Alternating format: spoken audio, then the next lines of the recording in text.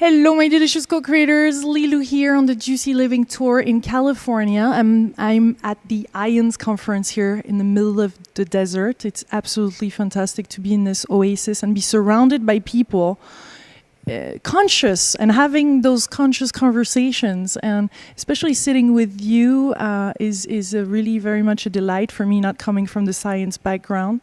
You're the chief scientist of Ions, and I feel we're going to have an amazing conversation. I'm going to bring some solid scientific proof that spirituality is real, exists.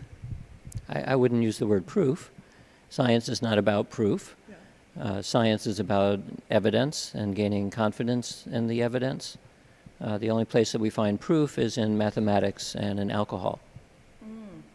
So basically what you're saying is that the way this new type of science is showing evidence that these phenomena are real are not through how scientists, material scientists used to prove it. It's done differently. That's why the real science can't prove what's going on right now. No, not at all. We're using standard scientific techniques. Okay. We're following the same trajectory that any scientist would follow in studying virtually anything. The only thing that's different is the topic that we study. So we study mystical and psychic experience, which some people believe you can't study, but of course that's nonsense. The scientific method is very strong, and it allows us to study virtually anything. So we use tools in neuroscience, and we use tools in physics, and all of us who are doing this research are all trained in traditional disciplines. So we're using what we know from traditional disciplines, just applying it to mostly to psychic phenomena. How is your work related to Victoria's Secret? Because I slightly heard you speaking of Victoria's Secret, which was kind of surprising. And for people that are international, or living around the world and don't know Victoria's Secret, it's an underwear, a beautiful woman on stage and wearing these underwear. And so, how is that related even to science? The science here we're talking about. Well, I was mentioning this because a lot of people know about the book The Secret, and this is about the power of affirmations and positive thinking. And what that book suggests and what positive thinking suggests is that if you think really intently about something, that you can make it happen. Your wishes come true somehow. So when in the laboratory, we study what amounts to effects of intention on the physical world. And we can show that there are effects, but they're really, really small. They're tiny little effects. So I then said, well, what we're seeing then is that it's not so much as described in The Secret. It's more like Victoria's Secret, in the sense that Victoria's Secret uses highly sophisticated technology to reveal what is actually there, but may not be normally visible. So it's a way of enhancing, through technology, what is there. And that's essentially what the science does, and that's also what Victoria's Secret does. This is awesome. You have this really entertaining way to put things, and that is very much approachable too for us to understand the mechanics. But how do you actually prove psychic? How do you prove NDEs? How do you prove all these things? From where do you start from? How long have you been doing this? And where did it really click for you, or has it always been an evolution? An ongoing thing that kept on. The proof can come here. What I'm really impressed to be interviewing you today, because it's such a big, I feel, a big important topic, and we put importance on some things versus some others. And I'm just really, I would love to hear from you. How did this evolve, and how are you able to prove such a thing? Remember, we don't prove. Yes. We Sorry. provide evidence, and it's an important distinction because proof, as in mathematics, for example, you can show that given the language of mathematics, you can show that something is absolutely true. And science always has to maintain a certain amount of doubt, and that's what makes it different from, say, a faith-based religion. So in religion, you completely accept something as true with no evidence at all. And in fact, it's sometimes you're supposed to entertain your doubt and recognize it and squash it.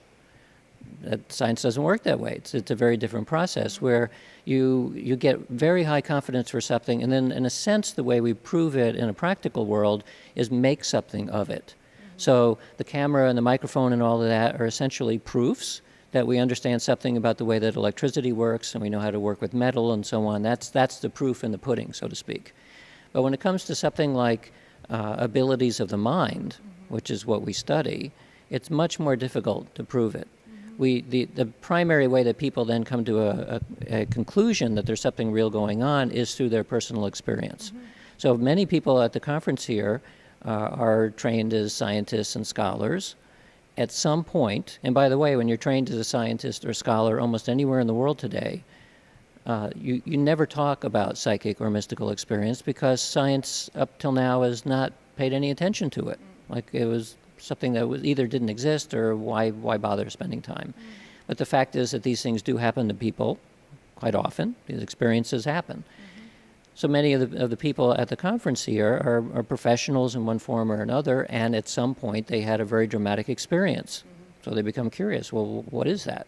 Was that really telepathy, or was that really a mystical experience? Or am I going crazy? Or was it a hallucination, perhaps? So what we do then is take an experience like telepathy and figure out a way to study it in the laboratory under conditions where we can separate out the various kinds of explanations. So it might be a coincidence. Maybe there was some kind of leakage of information that went between people, or maybe it was common knowledge, or maybe, a whole bunch of maybes. We exclude that by the design of the experiment itself.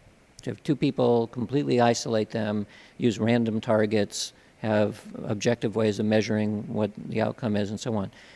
So you can devise an experiment. This is where science, again, is a very good process. You use methods that start closing the loopholes of other forms of explanation.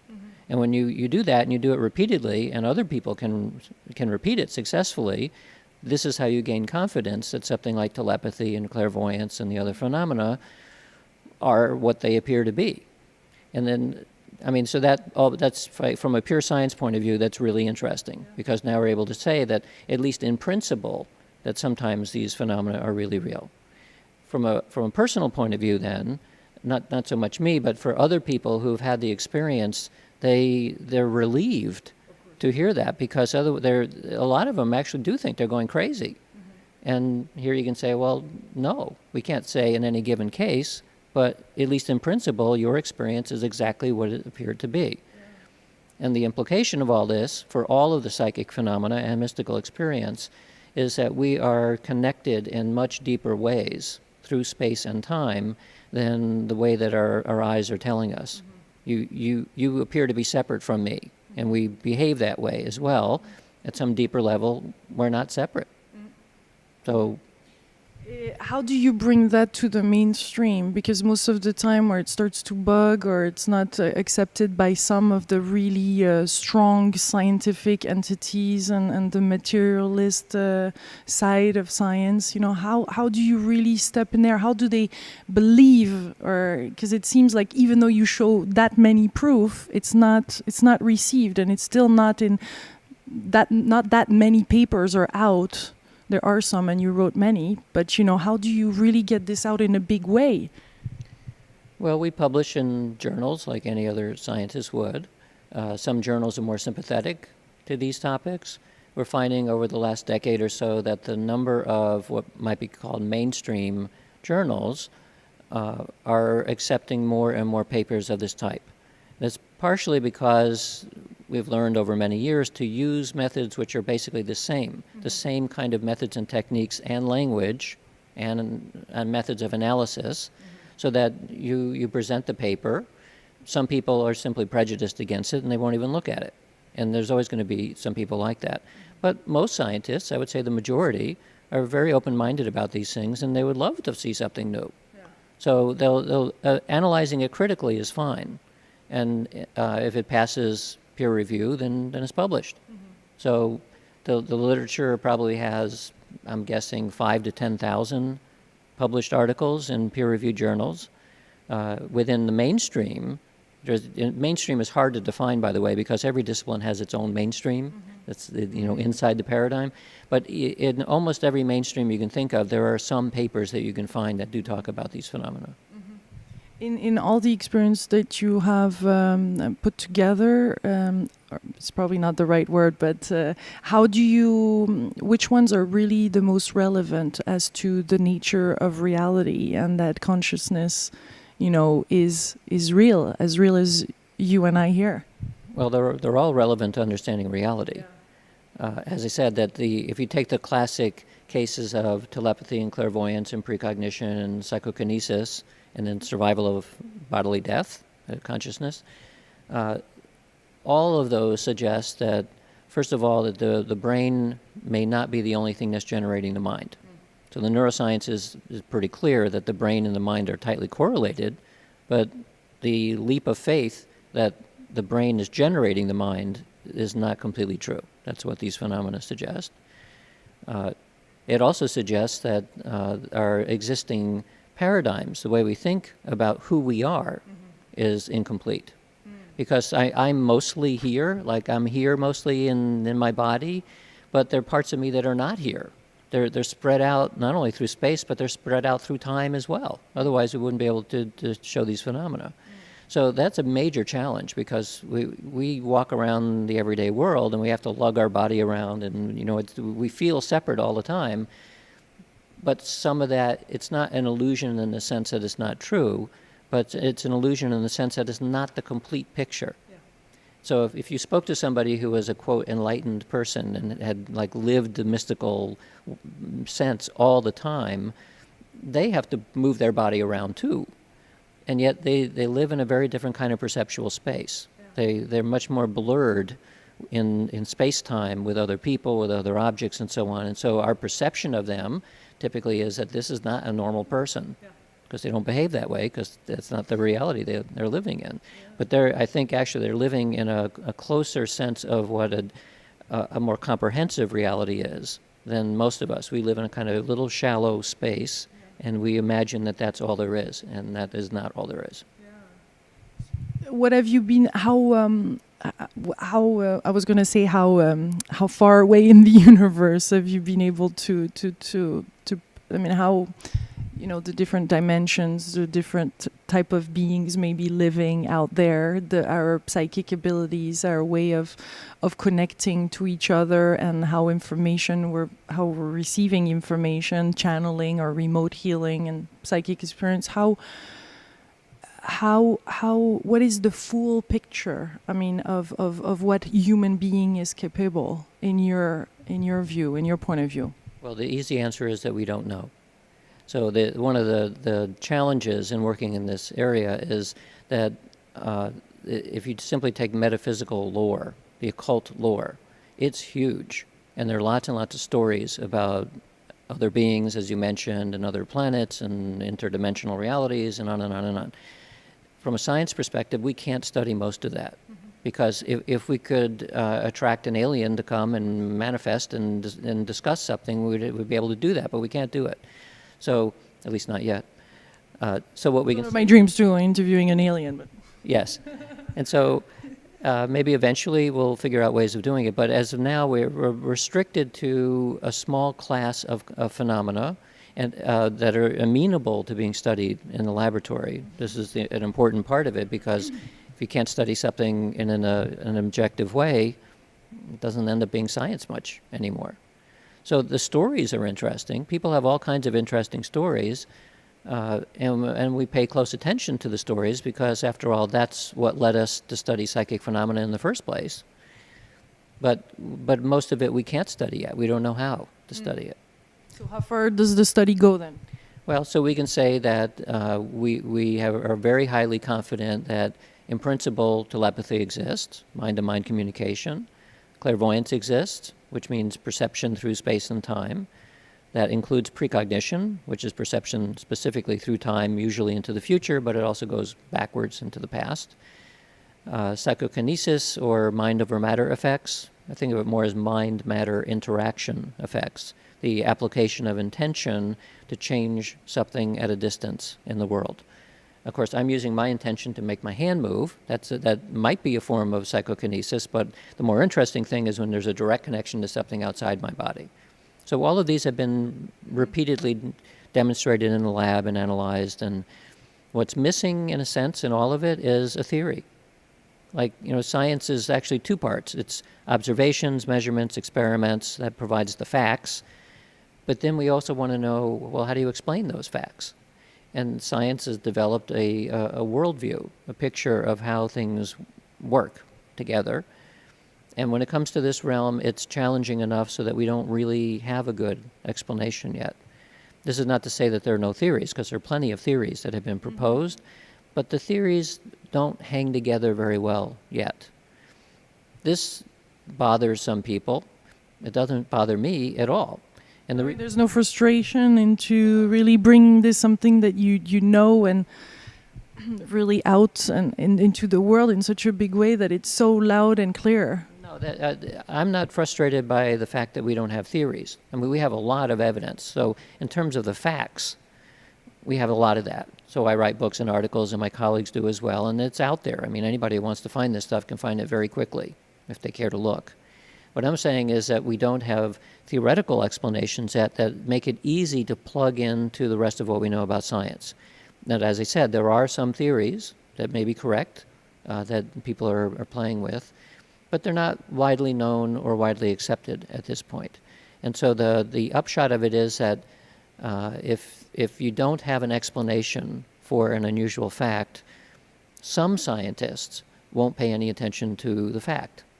Like they need the explanation along with it, and people will oftentimes say, well, here's the evidence for telepathy. So we are very confident that somehow this happens. And the next question immediately is, well, how do you explain something like that? So we do hand waving. We say, well, it's similar to quantum entanglement, and it's similar to this, and similar to that, and so on. We don't actually know if that's true or not. So we're speaking in terms of metaphors and analogies, and if we're clever enough, someday we'll figure out ways of specifically testing those kinds of ideas. I think because the facts are stable now, we know certain things, eventually we will develop theories that will account for it. And it so much depends of the mind that is looking, of the observer, right? Of the point of view of the observer. How can you include that? You mean in development of theories, or? Yes. I mean, in proving it, and in really, because the quantum physics, right, tells us that it depends on the observer. The situation will change, right? Yeah, but in quantum physics, the fact of that measurement, they would call a measurement, makes a difference, is easily accounted for. I mean, otherwise we wouldn't advance very far in quantum mechanics. It's true that the observer has a strong effect, and the expectation of the experimenters and the beliefs of the participants and all that, but these are things that we can measure. Yeah. So the fact that it's a very complicated topic doesn't mean we can't study it and actually learn something about it. It does mean that it's difficult to repeat exactly the same way each time. Yeah. But this is true in any psychological experiment. I mean, a lot of times we get criticisms from people who are not familiar with simply doing standard psychology experiments, and they don't realize that human performance is extremely variable. One person doing the same thing repeatedly from one day to the next would be wildly different. And so we know a little bit about why that is, but most of it we actually don't know. Mm-hmm. And the same is true for these kinds of phenomena. Yeah. Tell us about your book, The Entangled Mind. Well, that was my previous book. My current book, it just came out, is called Supernormal. Yeah, but I was interested into the entanglement, because this is something that I hear more and more of. What is that specific book about? Entangled Minds is, first of all, it presents the evidence as it was as of 2006, which is when I wrote it. And it has a section on quantum physics, and in particular about the idea of entanglement, which is both in the mathematics and now we know is fact-like in the sense that you can demonstrate that it exists. It shows that at deep levels of physical reality that what we think of as particles are not exactly particles because they remain connected through space and time. So it used to be thought, actually it was always true that they're connected through space and time, but the experiments suggested that you take two particles and separate them and they're still somehow connected. But it was also true that we're dealing with non-local connections, that it extends through time as well. And recently there have been a couple of experiments that demonstrate that you can have entanglement between particles that don't exist at the same time. So that's a time-separated connection. So this seems strange to us because we live in a world where everything seems separated. So how can we live in a world that's also holistically connected, which is what this suggests. So somehow we do. That is the world we live in. And the quantum reality is a better description of the physical world than classical physics, in which case we must all be connected all the time. Now, there are counter-arguments that there's decoherence and there's other technical reasons to expect that these kinds of strange connections don't persist very much. But even there, that's slowly beginning to fall away as experiments show larger and larger systems and warmer and wetter and biological systems that also are entangled. But this event, the reason why I mention this in the book is because if that continues, if that trend continues and we find that there are ways that quantum mechanical effects can exist in the body and in the brain, then somebody at some point is going to say, well, if somebody's experience was entangled, then that would be like telepathy, or that would be like clairvoyance. It's your experiential state is connected with an object at a distance. Well, that's clairvoyance. When that happens, and I expect that will happen at some point, someone will predict that we ought to be able to do an experiment where we take two people and separate them and have them think about each other. We do a stimulus on one of them and the other one will respond, because that's the human analog of what you do in a physics lab. And they'll try the experiment and they'll find that it works, and they'll say, well, now we understand it, because it's a form of entanglement. It's biological entanglement, but nevertheless it's the same kind of phenomena as what we see in elementary particles. Whether the previous database will be understood at that point is another question. So what I'm talking about are thousands of articles describing telepathy experiments. Well, if you imagine that from, say, you have biophysics, a person in biophysics or neuroscience comes up with this idea, they run the experiment, they would publish it, it would show up in the mainstream literature as the first time that anyone has ever done this. And of course, they're missing this huge other database, which shows we knew it for a century that this existed, but it said it for the first time. Well, why do they say that? Because they're unaware. And this has already begun to happen. So some colleagues at Harvard did an experiment where instead of using an EEG to look at effects in the brain, they used a functional MRI, a brain scanning machine or brain imaging. And they said in the article, and it was reported, that this is the first time that this sophisticated brain imaging research or method had been used to apply to something like telepathy or psychic ability. And they didn't cite, and apparently were unaware of the fact that there were at least 6 previous studies using functional MRIs, all 6 of which had reported significant effects, and their study did not see a significant effect. So on the basis of their one study, which they imagined was the first time, they said, well, this stuff doesn't exist because we couldn't find it. And this is basically just stupid, really. We're really in the time of co-creation, aren't we? Of sharing, of all coming together and all bringing it in one thing instead of all doing our thing still in the separative mode. And it's very difficult to do that in science because it takes an entire lifetime to learn enough in depth about any given area. So scientific disciplines live in their own little silos. And so an adjacent discipline, like you could be a neuroscientist specializing in one portion of the brain and not know what your colleague is doing in some other portion of the brain. I mean, it's that level of specialization. And this is necessary because nobody can know everything. Yeah. So how do you begin to bring it together? At this point, we don't know how to bring it together. Maybe this is where really fancy computers or the internet will be able to help us by having each person add a little bit to a growing database, and the database will somehow hold the information. But humans are somewhat limited in terms of how much we can cram into our heads, and so we want a simple picture. We want a simple explanation for things. Nature is a lot more complicated than we are. If we were complex enough to understand the world that we lived in, we would be that world. You know, we're tiny little creatures, and we have tiny little brains, and so we're struggling to understand things that are, in most cases, beyond our understanding. Not only that, beyond our capacity to understand.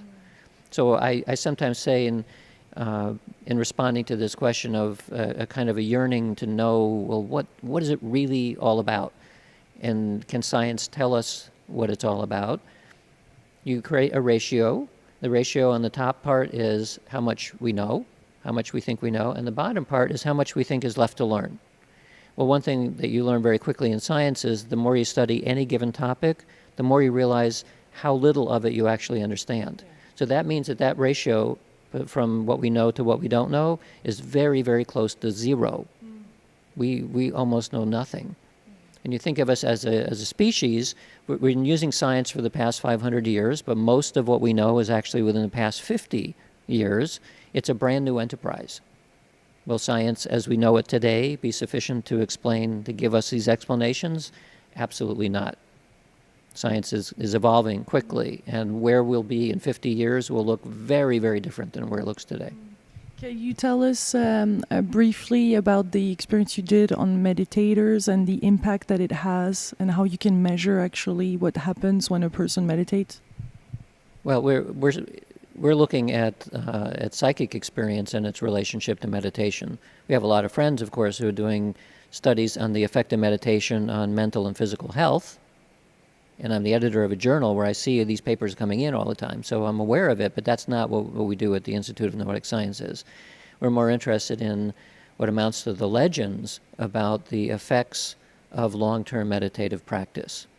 So if you go back to Patanjali's Yoga Sutras, for example, the first written form of an oral tradition that goes back so far we don't know when it begins, that book says that if you sit down and you meditate with enough discipline for long enough, that you will eventually gain superpowers, the siddhis, as the yogis would call it. So the siddhis include all of the usual psychic phenomena and lots of other things as well, really big superpower types of things. So we would like to study levitation and invisibility and super strength and all that, but we don't find anybody who can do it. What we can find are people to do telepathy and precognition and so on in the lab, because from a yogic perspective, these are all our natural inherent capabilities that somehow were brought out by meditation. So we test meditators and test non-meditators in a test of like precognition to see if there's any difference. Meditators usually do well. They do better. Meditators do better on basically any psychic task that we ask them to do. The easy explanation is that they have more practice in doing things with their mind. They have attention practice, so they're able to pay attention and do the task as we ask them to. Maybe it's more than that, or maybe that's sufficient. We don't know. But the fact is, meditators most often do better than people who don't meditate. And I'm talking specifically on psychic tasks in the laboratory. And the brain actually rewires. We often talk of neuroplasticity. Is that something that you can see? I remember my conversation with Mario Beauregard, with the Carmelites, and how he was able to...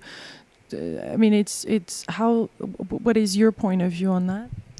Yes, the brain revises itself in the same way that a muscle revises itself, and if you use the muscle, it gets stronger. So meditation does change the form and function of the brain. Whether that is sufficient to account for why somebody becomes more psychic, we don't know. I suspect it's not exactly brain function. It is in the sense that the evidence is suggesting that somehow consciousness is out there, and the brain is a very highly tuned receiver of consciousness. So if you take a receiver like an old-style analog TV set, it doesn't pick up digital broadcasts. And no matter what you do, it's not going to work. You start twiddling with it a little bit, like meditating and changing your brain, so we're changing the circuitry a little bit, and suddenly it now can see high-definition digital TV. If you twiddle it a little bit more, you'll probably be able to start perceiving reality in a different way. So maybe long-term meditation or transformative experience or something like that does the equivalent of saying, okay, now you have a high-definition digital TV, we're adding a couple of new circuits now, and you're going to see things that other people don't perceive because they don't have the equipment to receive it. So we can think then of the brain and also the body, the rest of the nervous system, maybe the heart, as very specialized receivers that we tune through our experience, and we can tune to perceive the world in different ways. How about the junk DNA? I don't think there's any junk anywhere. Yeah, no, but how about those 97% that some people say this could be potentially, actually it plays a big role in receiving such abilities. Maybe. But we don't know. That's something that you looked at or were able to prove. We're not looking. I'd love to look at that, but I don't know how to look at it at this point. Yeah. So. Yes. And some other people having psychic abilities are saying that it's when they raise their vibration level to be able to receive that. Some others, from the day to the next, all of a sudden it happens. So how again can you prove that, and were you able to? Well, when people talk about things like vibration, they're typically they're trying to express in language what they feel, and it may or may not be vibration in the sense that a physicist would think about vibration, or somebody involved with audio sounds. It may be something completely different. So what you can test in the lab is to say, okay, now go to the bottom vibration, whatever it happens to be. Do whatever that is, and now raise it up. Well, we can measure physiological changes and we can measure lots of things, but it's not clear to me at this point that we actually even know what it means when somebody is talking about a vibration. Probably something where there's like fear and love, and being really in a place of a joyful place, and really feeling connected, feeling in the space of being all connected and in this flow and in this kind of pure state. Well, see, that you didn't use the word vibration then. I didn't, because I'm trying to explain it in a way that is because we all have this wonderful feeling of being totally interconnected in the flow, where everything flows naturally, where our capacity expands. So this has been very difficult to study, because it's difficult to get people to go into the flow and now come out of the flow, and now go into the flow, because you need a contrast in order to study what's happening physiologically and in the brain. These things typically happen spontaneously. So it's been very difficult to capture what's happening physiologically, and maybe just as the brain may be a reflector rather than the generator of this, it may have nothing to do with the physiology. The physiology can reflect that you're in a flow state, but that's not what caused it in the first place. Maybe it has something to do with consciousness. And so the consciousness expands, say, and it touches another consciousness, and that then generates a physiological state that we call flow. And it may generate emotional responses and all kinds of other things, but we don't know where the causal arrow points on this. So, and many questions of the type that you're likely to ask and have already asked, the true question is we don't know yet, because we haven't been able to study it in a systematic way. Well, thank you for making it clear, because I know a lot of people watching, and some are, of course, more or less advanced scientifically, but these are the questions that a lot of us are asking ourselves, and that's where we're trying to reach to science, for evidence. Tell us about some of the things in your latest book. Tell us about the title. I haven't read it. Tell us more. The title is Supernormal: Science, Yoga, and the Evidence for Extraordinary Psychic Abilities. So the first third of the book is basically asks and then answers the question, was Buddha just a nice guy? And the question arises because, from a secular Western viewpoint, that the miracles associated with Buddha and Jesus and Moses and Muhammad and all the rest of them, those miracles we look at and kind of laugh at it. We imagine that they're superstition and they're hagiography, they're the embellished lives of the saints. And a very religious person may believe them, but a lot of people look at those things like levitating Buddha surrounded by flame, all that stuff. That's like just a story, and we don't really believe it. So if you ask scientists today, mostly neuroscientists, who talk to the Dalai Lama about this stuff, they would come away from a discussion about Buddhism that Buddha was a nice guy. That's all. It still begs the question of, well, why does his teachings last for 3,000 years? And where do these miracle stories come from in the first place? If you start chopping away at the miracle stories and categorize it for what we know today, mostly they're various kinds of psychic phenomena, or what the yogis would say, they're siddhis. Every culture talks about siddhis. They all talk about the same things. Every different religion, every culture throughout history, shamans talk about it. It's the same stuff. So is it all superstition or not? So that's the question. I would then say, well, how would we answer that question given the methods that we have today? Well, we use science to do that. That's what it's good for, or good at. And that then is an opening for, let's look at what the evidence actually is. For not for the miracles of Buddha, but just in principle. He demonstrated telepathy, he demonstrated mind over matter effects, and so on. Is there any evidence for that? Well, yeah, there's a gigantic evidence for that. So I go through that all.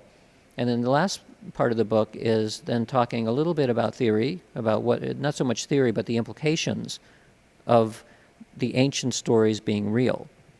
So again, we need to moderate how much of the ancient stories we accept, because everything's embellished over time.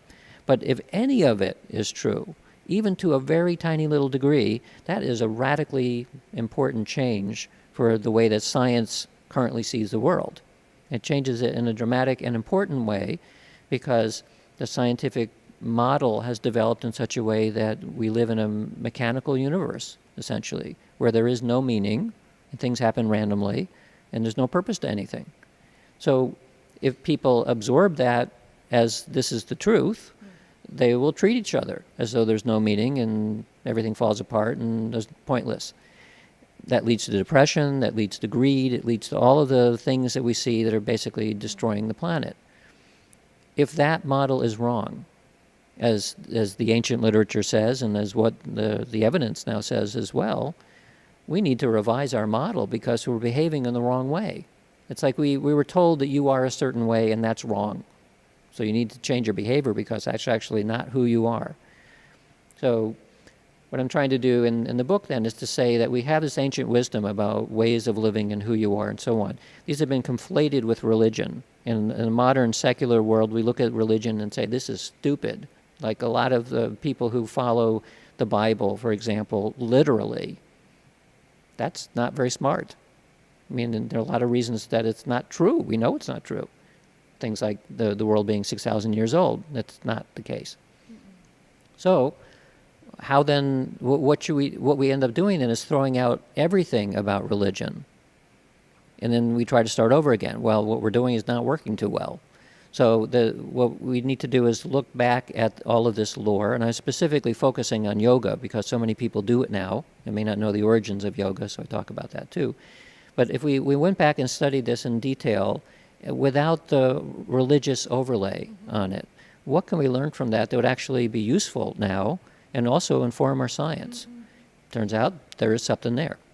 When it seems like when we look deeply into religion, time and space, it comes back to down that time and space just not exist.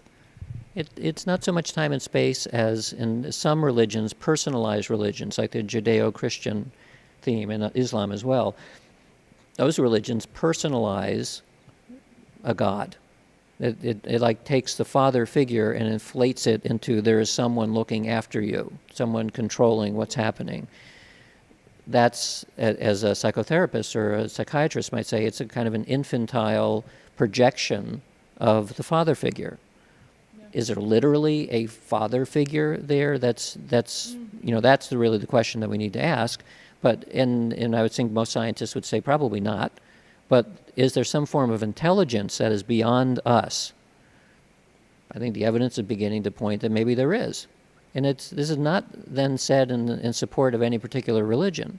It simply says that the more we begin to study about the way that things hang together, and especially our capacities that we don't pay much attention to, like psychic and mystical states, people who have paid a lot of attention to that start coming away with the idea that there's a lot more going on than what we normally see. And so it would not be prudent to exclude the possibility that there's intelligence somehow saturating throughout the universe. Mm-hmm. The form of that intelligence and whether it even fits what we think of as religious ideas, we don't know yet. Yeah. But the possibility arises that there's something. But what I meant by my question or by what I said is that it seems like the religion are protecting in some way by what the story, the fact that at the core of it really and what is there is that time and space does not exist. And then there's all those, there's layers and layers on top of that, but there's this beautiful truth that is there at the core, that time and space isn't, and that's where it meets science really, or the type of science what you're looking at, right? Yeah, well, again, our science is completely conventional. It's the topic that's different. Yes, sorry. Yeah. I'm still coming from that separated mind. Yeah, no, it's important to emphasize that, because if someone thought that we're doing a different kind of science, well, it's not science anymore. Yes, it's conventional. Yes. So it's just we had a tendency to label materialist science and what we're doing is materialist as well. Yes. I mean, what we can do, we measure matter. That's what we can measure. Yes. And what's also important to say is that our conception of matter, our understanding of matter has radically changed in the last century. Yes. It will continue to radically change. Yes. I mean, you think about the upset, how long it took for people to begin to accept that non-locality was a real property of the universe. Yes. Physicists did not like this at all. Yeah. They were kicking and screaming for decades, who trying to get rid of it, and there's still many physicists who say, you know what, we don't need all that spooky stuff. We can revise our sense of reality into conventional ways if we do these little tricks. I think they're wrong, because the empirical evidence is pretty strong now that these non-local effects are real, but we've just scratched the surface. Yeah. So this is again why I look back at this ancient yogic literature, which is kind of describing something like that. It's what the mystics are describing, this holistic thing that's not in space-time, and we're stuck with our language, and we can only talk about it so much. So our language will evolve, our concepts will evolve. If we have history in the past will evolve. Maybe the past may not be as fixed as we think it is. Yeah. And so if we did the same interview 50 years from now, the story that we're able to tell and the language that we're using will be very different. So 50 years before now, we would have not used the word non-local. We wouldn't have used the word entanglement. These, we'd use it in a different meaning. Well, that will change. Yeah. And the speed of change is accelerating, so maybe it's not 50 years, maybe it's 10 years from now. We'll talk about this, the discovery of blah, blah is now able to account for this thing that we didn't know existed. Yes. What would you like to leave us with? Supernormal is in all bookstores now. Before Supernormal came out, it was on Amazon.com. It was ranked number one on 6 different categories. So the categories are, you can look at books on history of religion and science and religion, those kinds of things. So it seems to be doing well, and people have read it so far seem to like it. So buy it. That's a good source.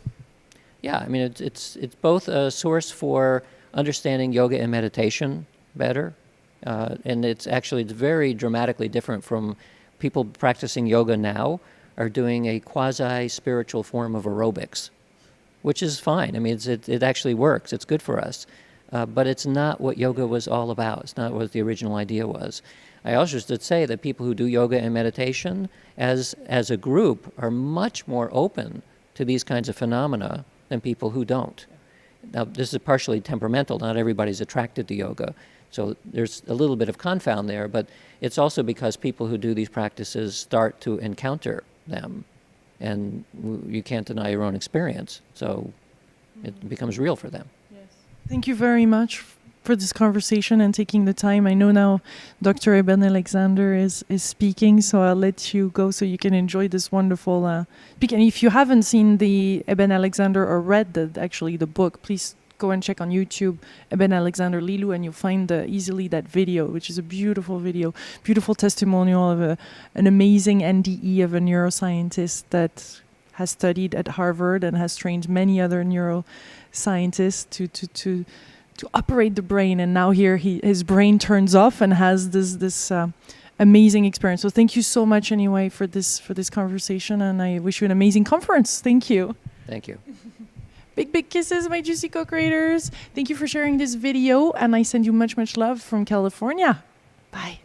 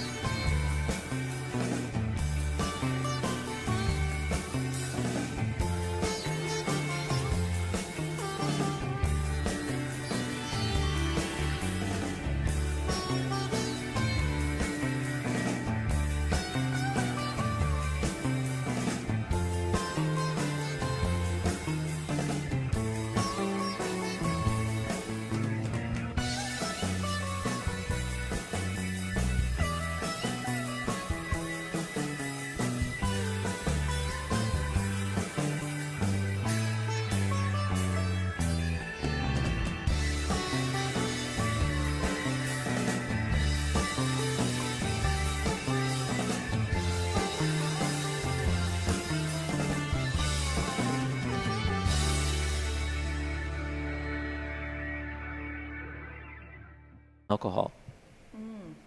So so basically what you're saying is that the way this new type of science is showing evidence that these phenomena are real are not through how material scientists used to prove it. It's done differently. That's why the real science can't prove what's going on right now.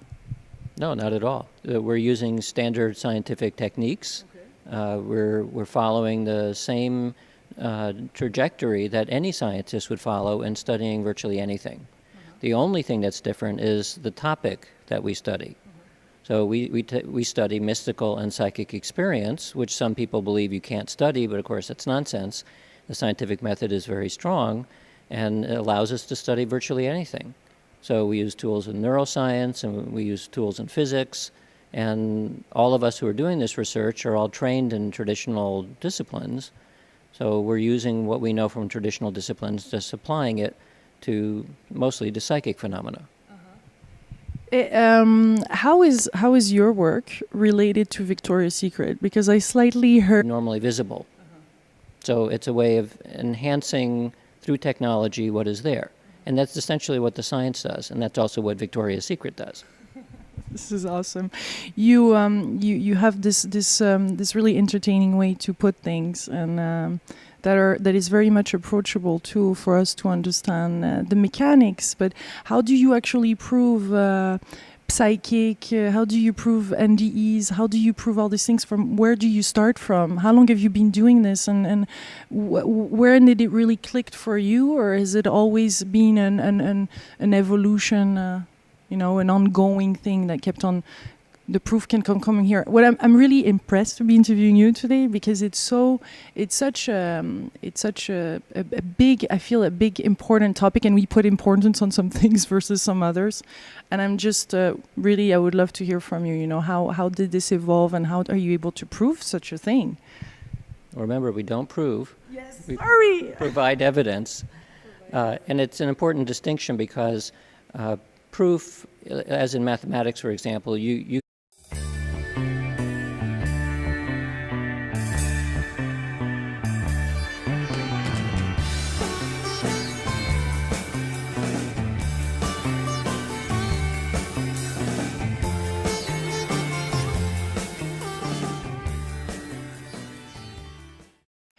Hello, my delicious co-creators. Lilu here on the Juicy Living Tour in California. I'm at the Ions conference here in the middle of the desert. It's absolutely fantastic to be in this oasis and be surrounded by people conscious and having those conscious conversations, and especially sitting with you is a really very much a delight for me, not coming from the science background.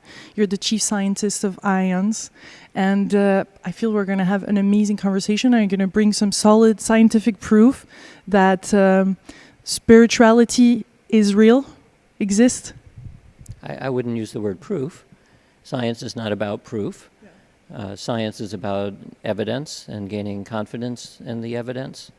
The only place that we find proof is in mathematics, and you can show that given the language of mathematics, you can show that something is absolutely true. And science always has to maintain a certain amount of doubt, and that's what makes it different from, say, a faith-based religion. So in religion, you completely accept something as true with no evidence at all. And in fact, it's sometimes you're supposed to entertain your doubt and recognize it and squash it. That science doesn't work that way. It's a very different process where you get very high confidence for something, and then in a sense the way we prove it in a practical world is make something of it. So the camera and the microphone and all of that are essentially proofs that we understand something about the way that electricity works, and we know how to work with metal and so on. That's the proof in the pudding, so to speak. But when it comes to something like abilities of the mind, which is what we study, it's much more difficult to prove it.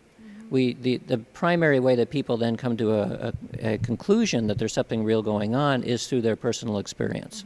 So many people at the conference here are trained as scientists and scholars, at some point, and Heard you speaking of Victoria's Secret, which was kind of surprising, and for people that are international, you know, or living around the world and don't know Victoria's Secret, it's an underwear, a beautiful woman on stage and wearing these underwear, and so how is that related even to science, the science here we're talking about? well, I was mentioning this because a lot of people know about the book The Secret, and this is about the power of affirmations and positive thinking. And what that book suggests and what positive thinking suggests is that if you think really intently about something, that you can make it happen. Your wishes come true somehow. So when in the laboratory, we study what amounts to the effects of intention on the physical world, and we can show that there are effects, but they're really, really small. They're tiny little effects. So I then said, well, what we're seeing then is that it's not so much as described in The Secret. It's more like Victoria's Secret, in the sense that Victoria's Secret uses highly sophisticated technology to reveal what is actually there, but may not be